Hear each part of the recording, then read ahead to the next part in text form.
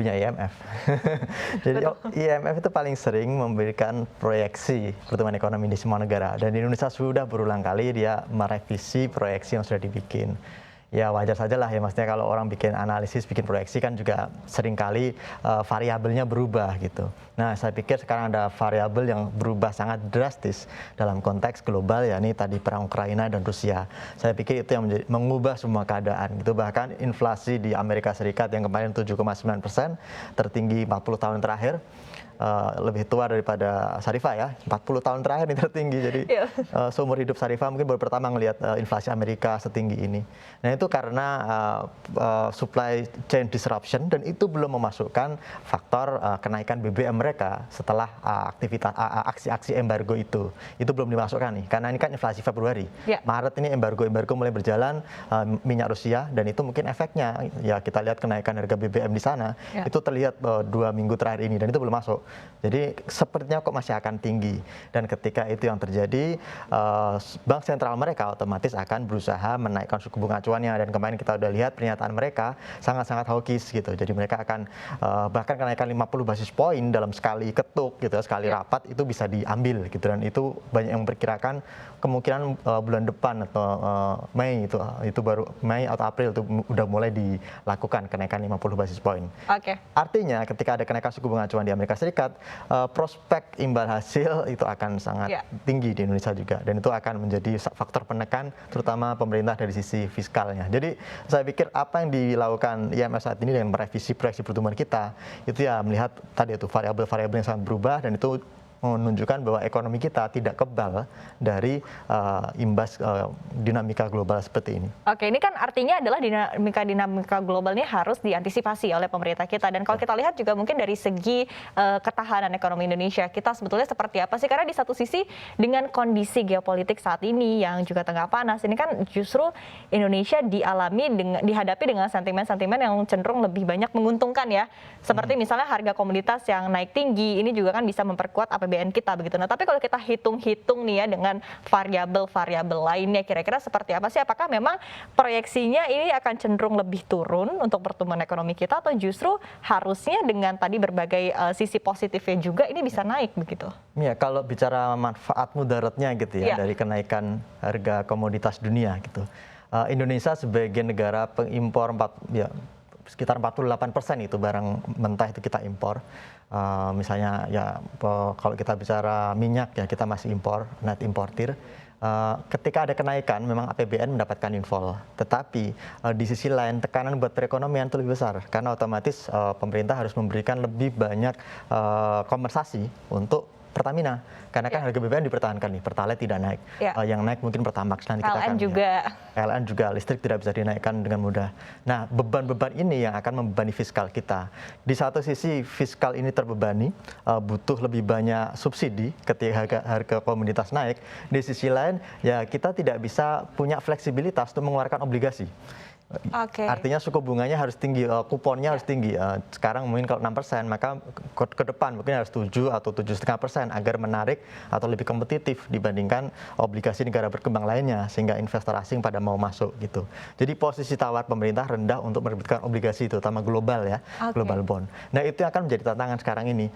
Fiskalnya lagi terbebani gitu karena kebutuhan untuk membackup atau ya subsidi hal-hal termasuk minyak goreng ya baru-baru ini. Betul, dan itu tidak bisa diimbangi dengan kemampuan menarik pendanaan lebih banyak. Penerimaan pajak katanya sudah meningkat, tetapi kan ya itu belum cukup untuk tingkat kenaikannya tidak seimbang dengan pertumbuhan beban yang ditanggung di APBN kita. Jadi itu sangat-sangat berat saya pikir ekonomi tahun ini. Oke.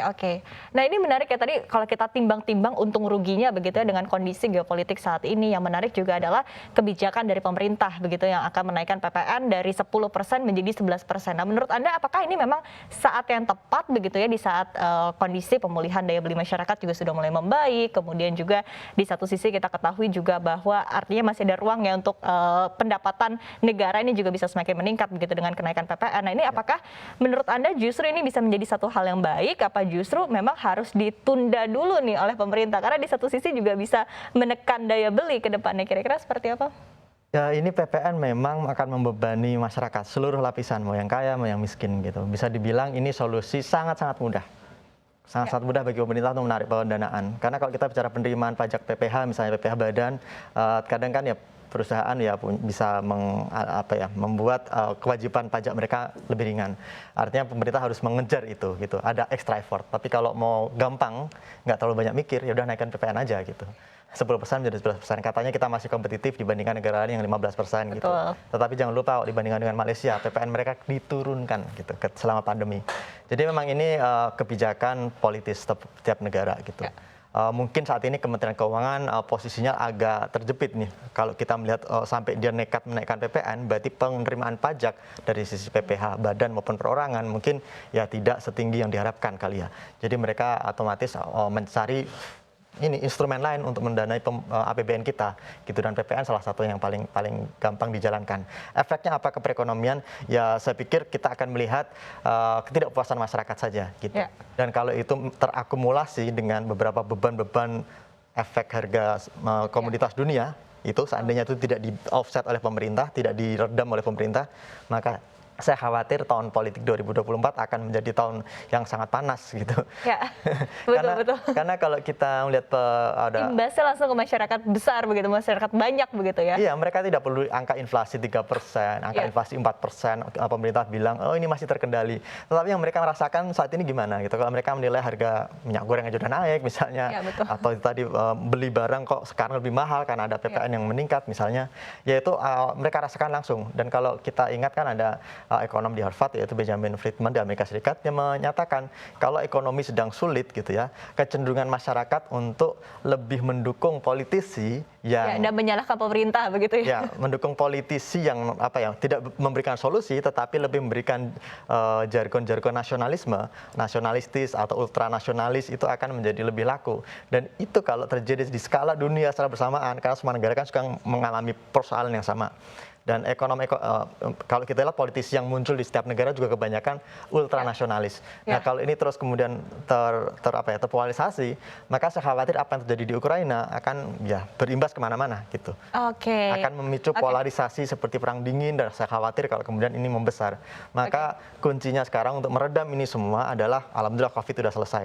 Maka kuncinya ada di Ukraina dan Rusia. Saya pasti berharap perdamaian segera tercapai atau bahkan perangnya segera selesai gitu. Ini kita harapkan semua ya tentunya. Iya, karena kuncinya di situ. Tapi untuk me-wrap up ini semua begitu ya, kira-kira kalau menurut Anda sendiri apakah mungkin perekonomian Indonesia akan tumbuh di level di atas 5% begitu di sepanjang tahun 2022 ini?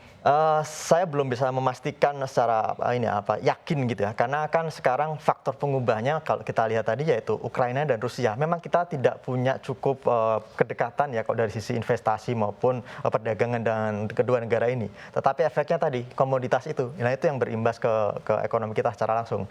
Kalau dua negara ini masih terus berperang, maka ya itu efeknya sejauh mana ke komoditas. Kalau itu semakin berlarut-larut, komoditas semakin meningkat, kedelai semakin mahal, kemudian itu berimbas pada pasokan tempe dan lain sebagainya. Dan itu akan menekan yaitu fiskal kita dan juga kemudian ekonomi, dan di tingkat masyarakat juga harga-harga akan naik.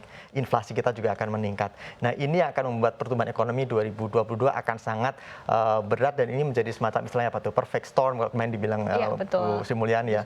Jadi udah kondisi buruk, tetapi kondisi buruknya itu begitu tepat gitu ya, sehingga yang tercipta badai yang beneran berbagai badai menjadi gitu. Satu begitu. Jadi ini akan sangat intricate. Saya khawatir target 5% ini akan berat dicapai kalau di Ukraina dan Rusia masih berlarut-larut gitu. Tapi kalau ini sudah selesai 5,2%, saya pikir sangat-sangat achievable gitu ya. Tidak ada alasan untuk tidak mencapai itu. Tetapi kalau ada kondisi yang memburuk di negara Eropa Timur ini, ya saya pikir kita bisa melihat angka 4,8% gitu pertumbuhan pada 2022.